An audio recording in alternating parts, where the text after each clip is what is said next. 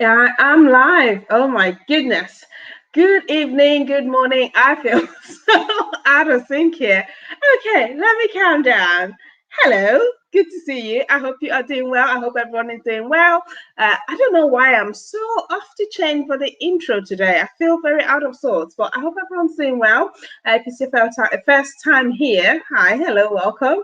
My name is Chiga. I'm a former Jehovah's Witness from Nigeria, currently living in the UK, and I'm doing this little thing here where I am, looking back at not just my time in the religion, but also sort of critiquing what they're doing now, because unfortunately, I still have family in. So that's what we're doing here. If you're returning, hi family, welcome. I see you. Before I jump in case I look really shiny, it has been so hot here this weekend, which I'm not complaining. I am not complaining. This weather is more my style, but it just means it's really humid. It's really, it's really wet. It's really sticky. I'm not complaining, but that is why. And again, just like I said last week, if my light goes off, I might have to fix it. It is crying for a replacement, I think, but I'll get around to it. So because of the heat, there's open windows everywhere. You can see I've got a bit of a forest going on my right side. Ignore all of that. So let's jump in. Today we are doing another reaction. I can see I'm sharing my screen already because I don't want to waste any time sort of going through that. Um, so this one, I know I wanted to go back and sort of work through the previous ones that they've done, but I looked and it looks like they have a newest one here by Samuel Hurd. And, why not? Let's see what Samuel Hurd is up to. Let me quickly check my sounds. I just have that feeling that I might, hold on just one moment. I hope that's fixed. That I feel like I had my microphone plugged into the wrong socket. That's what it was. When you know that something's off, when you know something's off. But this is live. I'm not editing. We are taking it as we see it. I want to get this done quickly so I can get this slide off me because it's hot. It doesn't help. Okay. So let's jump into it then. Let's go in. Let's dive right in and see what he's up to today. Make sure we have the sound right. Excellent. Were you hoping this pandemic would be over by now? Sorry, wait. I think the sound is a bit off. This is not my day, is it? Hold on. Were we hoping this pandemic would be off? Yeah, absolutely. We're hoping it'd be over by now, but here we are. What comforting words have you got for us today? I think we all were. In some places, the number of new cases is low.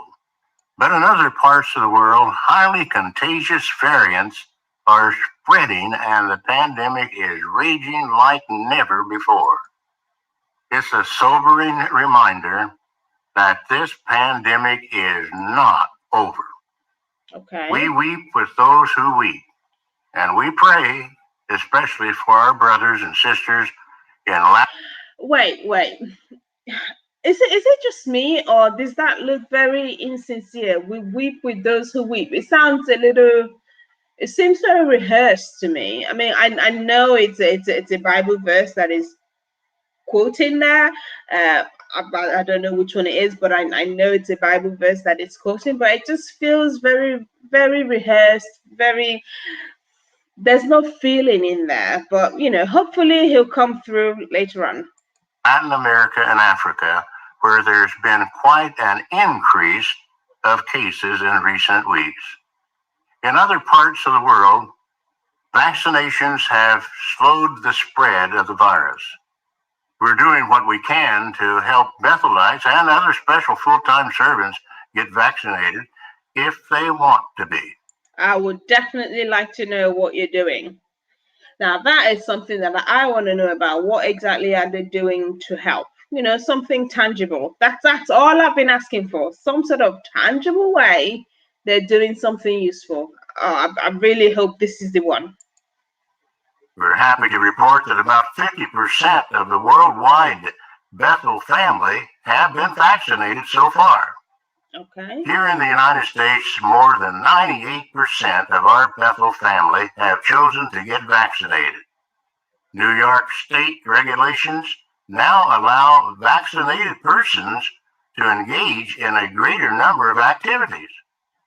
In harmony with those government regulations, we've been able to resume some of our activities. Hey, there they are. There they are.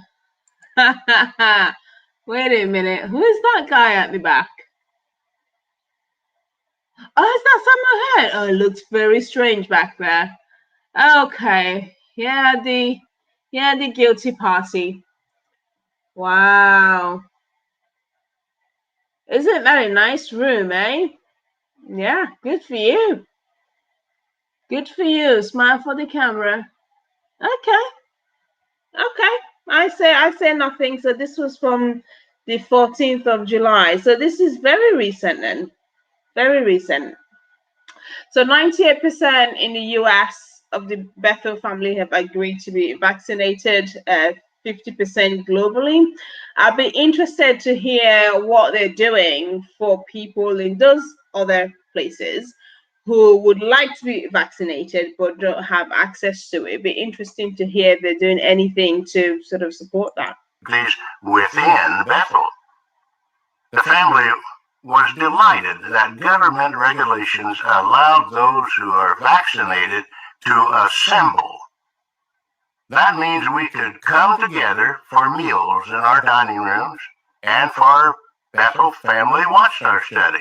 We're all glad to be back together here again. What a happy day that was to assemble again for the Watchtower study. Oh no, no, not Watchtower study. Come on. If you manage to get restrictions lifted and you're going out and about again, not the Watchtower study. Come on. Did you see those empty seats? I wonder what that is about. Very, very conspicuously empty. I've got a thing of water here, trying to stay hydrated in this heat. Oh my goodness.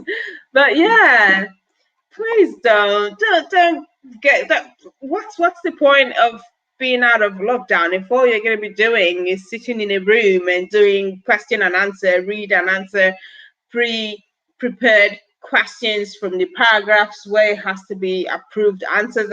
That is a waste of your time out of lockdown. Honestly, go do something that's actually useful.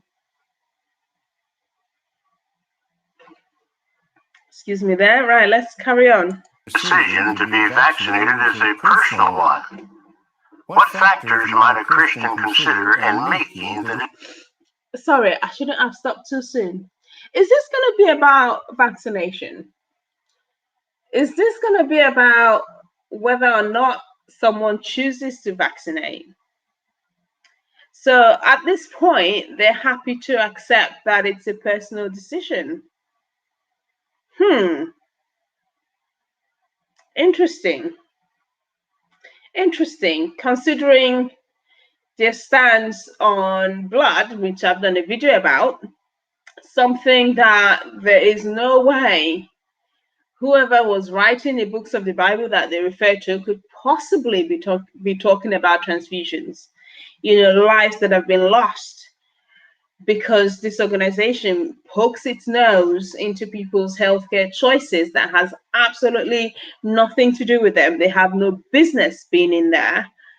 I mean, on the one hand, I'm glad they're letting people choose whether or not they want to be vaccinated. But can't you see the hypocrisy? Can't you see how this could be applied to anything else? But let me hear how they're thinking through this. Decision. Number one, as Jehovah's Witnesses, we do not have a religious objection to vaccination. Number two, we're in the midst of a pandemic. As of July 9, over 19,000 of our dear brothers and sisters have died from the virus. I don't mean to stop so soon. Over 19,000. That sucks, actually. That is actually quite sad. But the thing that kicked off for me straight away For me, the more time passes by from when I left, the problem of evil is becoming more and more of a question for me. In the And when I say question, what I actually mean is in terms of the argument, for me personally, against the existence of the God that is purported to exist. You know, what sort of God character claims to be in charge of things, the way things are, the mess that is sometimes out there, the suffering that people go through sometimes through no fault of their own.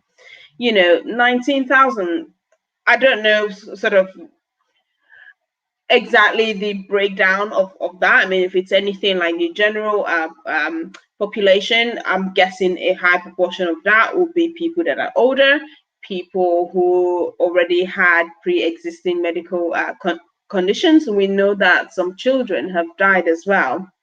Where is the person who's supposed to be in charge here?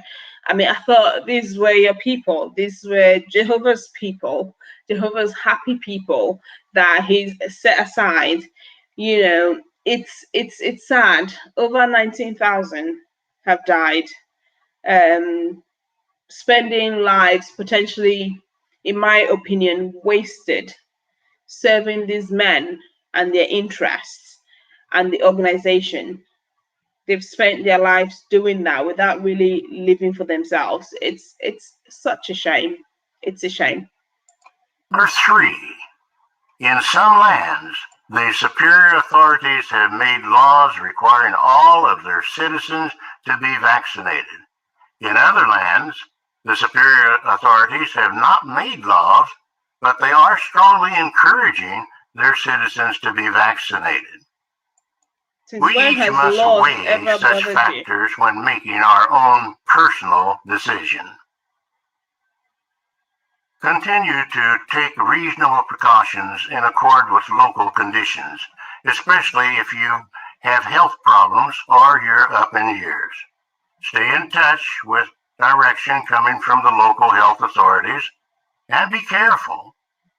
In this update, I'd like to talk with all of you older ones.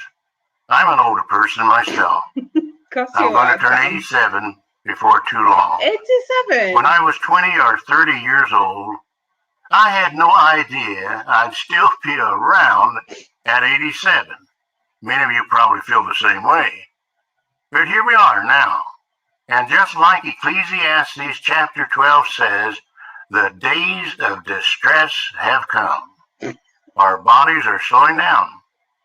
We've lost the youth we used to have. Oh dear. We can't see or hear too well. We've got all kinds of health problems. And during the pandemic, we've had to stay shut up in our little old homes for a lot longer than we thought we would. And it may be. I'm sorry, Sam, but your situation would be very, very different. Very, very different from the vast majority of your members. Their experience of old age is not the same as yours. You have a cushy life, right? You have a cushy, I don't know how you say it, life. So it's not quite the same. I mean, I get the sentiment. It's interesting that he's been chosen to speak to the older ones. Which hopefully you think that would mean this should be harmless, right? Not as self-indulgent as the other ones, but I don't have high hopes. But yeah, I just wanted to highlight the experience of old age that their members will have. I'm pretty sure it's not the same as Sam Heard has had. That one or two of us have felt that God has just thrown us away. That he's just not interested in old people after our youth is gone. We know he's going to take care of us. We're going to get everlasting life. But right now, we feel like we're kind of... No, you can't just slip that in there. Wait. You know you're going to get everlasting life. How? How do you know? Proof. You can't know. You can't just slip that in there. How do you know? I guess he's speaking to the converted. He's speaking to people who already accept that. But how do you know? Making such bold claims, where does that come from? What is the backing? And no, the Bible, it's not it. On our own. But I'd like to remind you of something found in the Bible. At one time, most likely David thought that Jehovah had left him. That's the reason why he said what is recorded at Psalm 71, verse 9. Do not cast me off in my old age. Do not abandon me when my strength fails. But we know that Jesus mentioned David and his teaching because hundreds of years later, after David's death, Christ talked about David. So Jehovah didn't throw him away. That's for sure. And he's going to remember David even more in the resurrection. And he hasn't really thrown any of us away either, even though we may feel that he has at times. How do you know that? How do you personally know that Jehovah has not thrown you away? I think that's the answer I would all like well, to let's get. think about it. Mm-hmm. How many of you know how old Methuselah was when he died? That person You probably ain't real. learned that a long time ago. It's not real. You know the answer. He was really old. The oldest one mentioned among imperfect humans in the Bible. Honestly, fairy tales. How many of you know how old Noah was when he started to build the ark? That's a joke He was story. well over 500 years old. Why? I'm trying to put my thoughts together. It's these numbers that are being thrown out. At some point, when do you stop believing in fairy tales? That's not real. Somebody didn't live 969 years, 6,000 years ago, without having the medical advances that we have now, without having the healthcare and all of that we have now. It just doesn't add up. Just don't get me started on Noah. If an over 500-year-old man building this ark in preparation for genocide, honestly, no, this is not real. This is fairy tales. And if this is the start of this is how you know you haven't been thrown away, it's not a great start. It's not a great start at all. That shows us that God remembers us when we're old. Shows nothing. The Christian Greek scriptures also tell us about the prophetess Anna, who was 84 years old. How do we know she was 84 years old? It's in the inspired scriptures. If Jehovah didn't want us to know her age, he wouldn't have put it in there, would he? Now, doesn't that...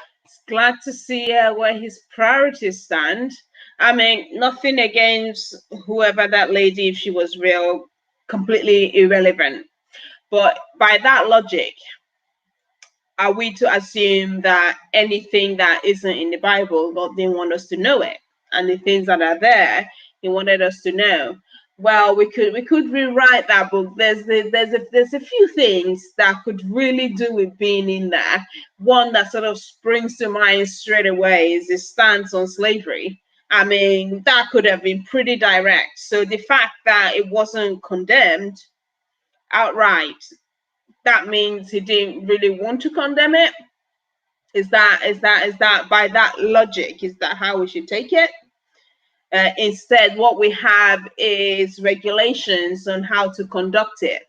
The different categories, how you enslave people from your community versus people who are not.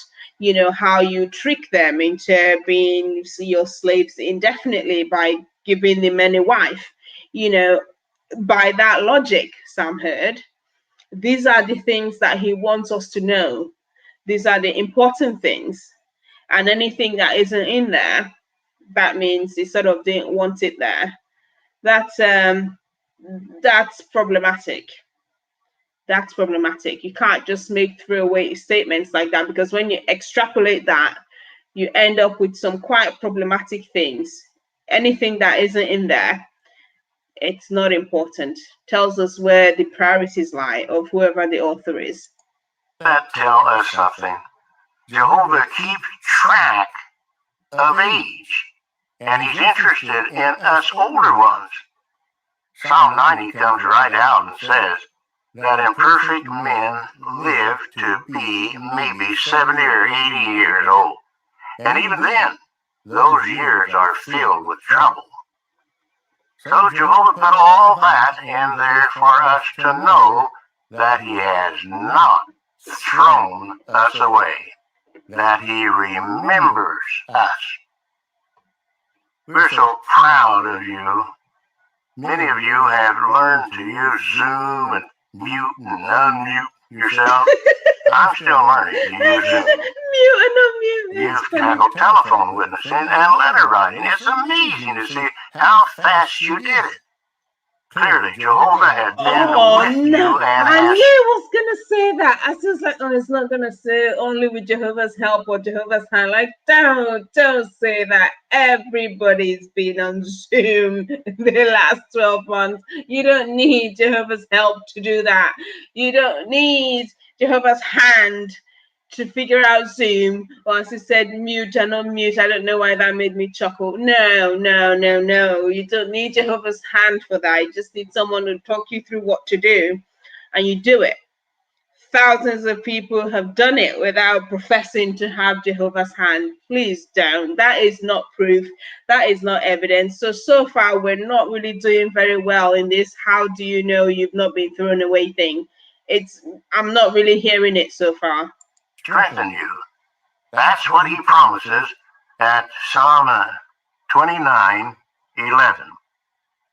Jehovah will give strength to his people. Jehovah will bless his people with peace. Say whatever I want. Through his whole pandemic, we've seen evidence that Jehovah has continued to give us strength.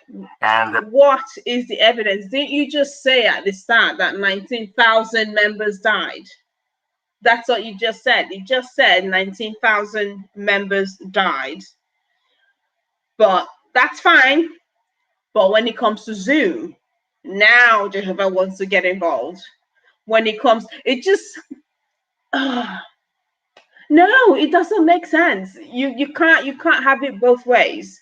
You can't say it's a shame 19,000 members died, but when it comes to the older people that happens to still be alive, Jehovah was very interested in making sure that they figured out how to use Zoom, mute and unmute. Seriously, that's where the priorities are. Do you even think about this thing as you're saying it out loud? Like, if that was a person that we know that prioritized people figuring out Zoom over 19,000 people dying, what would we call that sort of person? It doesn't add up. When you take some time to actually think about what these people are saying, the claims and the implications, it falls apart. It honestly falls apart. Sorry, I keep pausing. We're not even okay, what are we now? Just about the halfway point. I thought this was going to be the nice, easy one, but actually, the more as he's speaking, things don't add up. It doesn't add up. Critical thinking. To bless us with peace. That's why nothing has stopped the kingdom work from moving forward. Oh, as long as the kingdom work goes fine. Our theocratic construction. You may be wondering how the pandemic has affected the worldwide construction work. 19,000 people mention died. all the work normally done to maintain our kingdom halls. Did everything just stop? Well, when the pandemic first hit, we did suspend most new construction and renovation so that the construction servants and volunteers could shelter in place. Our first concern was the safety of the thousands of volunteers working full-time with local design construction. Of course, many of those brothers and sisters serve far from their families and friends. so sheltering in place hasn't been easy. What has helped them to cope with the loneliness and isolation? Please tell me you offer them somewhere to stay. Listen to their comments in the following video. The brothers organized frequent shepherding visits by video conference. During these visits, they asked me how I was doing physically, emotionally, and spiritually. I appreciate so very much that they were thinking about me, and they chose specific Bible texts to share with me. So during the pandemic, I was assigned a field service group to oversee, and this gave me more opportunities to assist new publishers in maintaining good personal Bible study habits and also train brothers to reach out to more responsibilities. So I'm not able to visit my family in Europe, but I often call them and I share encouraging thoughts with them. I also like helping young ones in the ministry. It is not easy for them to preach during this pandemic. Why is that the most important thing? Boosts all of us. And It's not by the most giving, important I thing. felt Jehovah's blessings. For example, brothers and sisters have been checking up on my husband and I, and have been an emotional support during this lockdown. Without them knowing, their text, calls, and other caring deeds have made things easier for us. Did you notice what helped them maintain a positive outlook? Encouraging shepherding visits and staying busy with spiritual activities. So even though they couldn't work as much on the branch projects or build kingdom halls, they could build up their spirituality and encourage others, and that's exactly what they did. Now, we said earlier that most construction had to stop for a while because of the virus. But did that mean everything stopped? Not at all.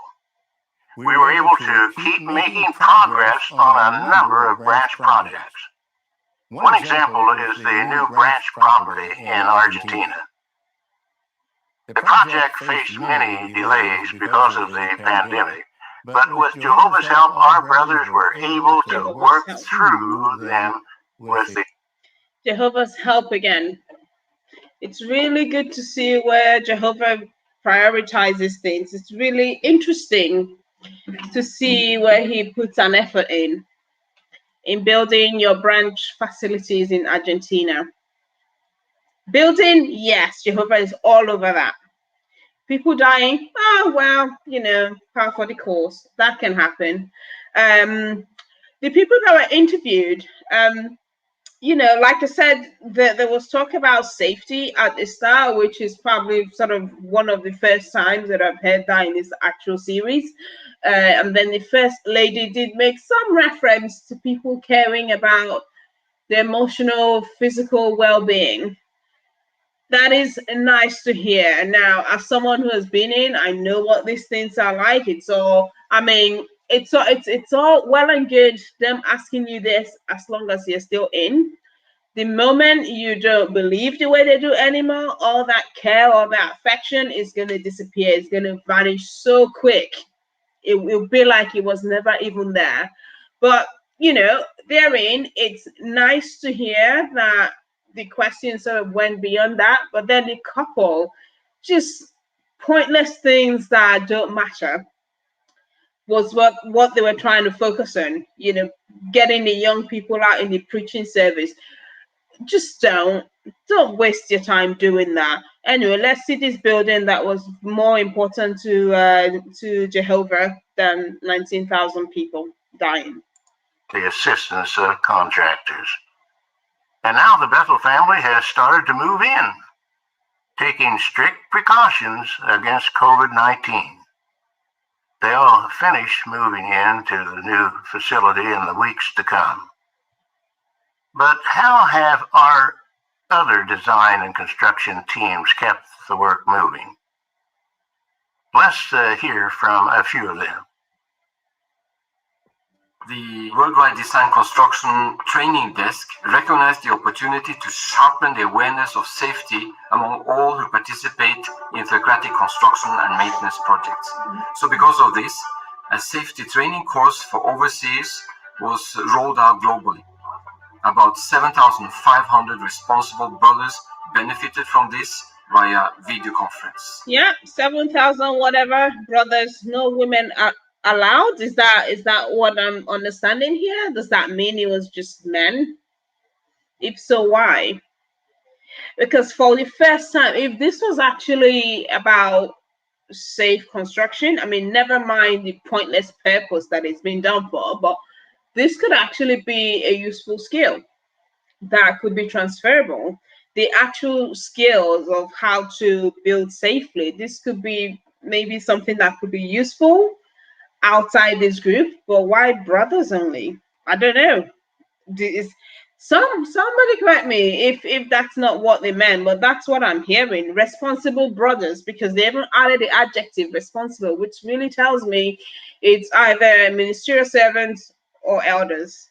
It's all about what you got in between your legs. That's what's going to qualify you for actually getting something useful out of these people. A brother from Belgium said, "I now recognize that safety is an extension to my spirituality." Here in Africa, the pandemic has emphasized the need to better prepare our kingdom halls in health and hygiene for our brothers and sisters.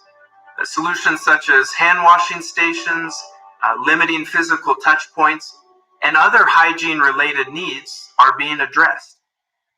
Pretty bog The standard. local the last design 12 months. construction departments are also busy planning for future projects and doing essential Kingdom Hall maintenance and repairs. And in areas where conditions have allowed it, some branches have even been able to start new projects with a limited number of These people construction are services. obsessed with property. Our thanks go out to all of you construction Free volunteers labor. who Yeah. keep giving generously Free of labor. yourselves as you work hard on projects and care for your local Kingdom Halls. So what does all of this show us? Oh, wait. I know what it shows me. Here's my summary. So everything you've run through. So 19,000 people died. The Bible said some people lived to some ridiculous age of 969. That shows me that it's a book of fairy tales. They learned how to use Zoom, mute and unmute. Nothing remarkable, nothing special. It just meant they got with the times, like everybody had to. It's just a shame that they learned that to log into calls that absolutely no value. Those people who were out doing construction work, like I said, hopefully once they said that some of them were working actually far from home, hopefully they arranged somewhere for them to stay and they weren't left to fend for themselves. I hope so.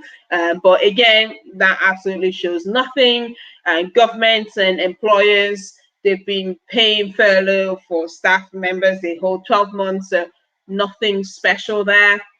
What was the last bit again? They tightened up on safety, health, and hygiene. Again, nothing special, box standard. That's what everyone's had to do. So no, actually, it doesn't show any evidence of anything. It all looks pretty normal if this whole thing was man-made. But if you claim that there was some God in charge, then it becomes sinister.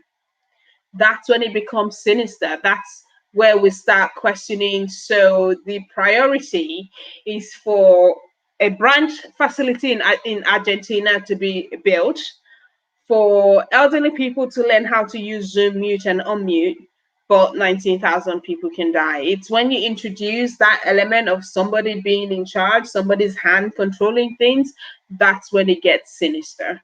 That's what I learned. What did you learn, Sam Heard? Chariot has not stopped. And all Chariot of has us, not stopped. old and young, want to keep peace with it as we face the days ahead. We'll continue to take a cautious approach that shows respect for life and keeps the kingdom work going. We don't know exactly when this pandemic will end, but we know this. Jehovah will continue to provide the guidance we need to get through it. Absolutely nothing. We want you to know that we love you and pray for Jehovah's blessing on all you do to serve him faithfully. From the world headquarters of Jehovah's Witnesses, this is JW Broadcasting. How is it possible for them to, it started out so well. I thought maybe this time I'm not going to be so riled up. He's talking to the older people. It's going to be nice. I mean, it started out with the vaccination. I thought it was going to go over why it's free choice, and maybe at some point click onto the fact that maybe we should back off people's decision to get or not get blood as well. But it's gone down this sinister path where there's all these things that are apparently more important to Jehovah than 19,000 people dying. It's, I don't know, why does it feel like this? It feels, yeah, it doesn't, I come off that feeling it doesn't feel right. It just doesn't feel right. You know, this is the downside of life. You know, you see things live and you don't always have the time to put your thoughts together. But I come off that call just feeling like people are being duped. People are having the wool pulled over their eyes. Claims are being made with absolutely zero backing. That if there was some truth to it, it's actually quite sinister. Yeah, that's how I feel coming off that. It is quite sad, especially people who are around Samuel Herd's age. If they've spent their whole lives in this cult and giving their lives to it, and they're at this point where it's like, I don't know if you've heard of the sunk cost fallacy, where you are too invested, you're all the way in too deep, you've given everything. The thought of even finding out that it was all a lie, at some point it's like, it's better if you don't find out that you've been had this whole time. I think that's sort of the second feeling that I'm having, this one that is targeted at the elderly. The thing that comes to mind is waste. What a waste of life. What a waste of good years serving an organization that, when it comes down to it, doesn't really care about you. When they finish the broadcasting sessions and go, the everybody loves you very much, that gives me, it doesn't, gives me a chill down my spine, and not in a good way. So yeah, those were my thoughts on that one. Wow, even something that was supposed to be nice and easy ends up being quite sinister, and I've realized that I've gone for so much longer than I wanted to go, but I kept stopping because things kept coming. Hopefully I get better at doing these. Am I still sharing screen? Let's hope I've stopped sharing screen. Right, there we go. Yeah, that was Sam Herd and his session. So he's gonna be 87 soon. Yeah, I just live that feeling. It's not a good feeling. People are being hard to think. My parents are probably listening to this as well. You know, it's the underground impact. You know, if I didn't lose my granddad last year, he would be hearing this as well and thinking it's something good. The man gave all of his life to these people. So it really hits home. It really hit home there. I'm gonna leave it there before I stumble into a ramble. I need to go do something that will shake this thing off. These people are just bad vibes, as they say, bad vibes. If you like my thoughts, you know, subscribe, give the video a thumbs up, so you know when I put the next one out. And yeah, I'll put some videos. I know I keep saying I'll do that. Some videos to watch next if you're sticking around, and I'll see you on the next one. Take care. Look after yourself.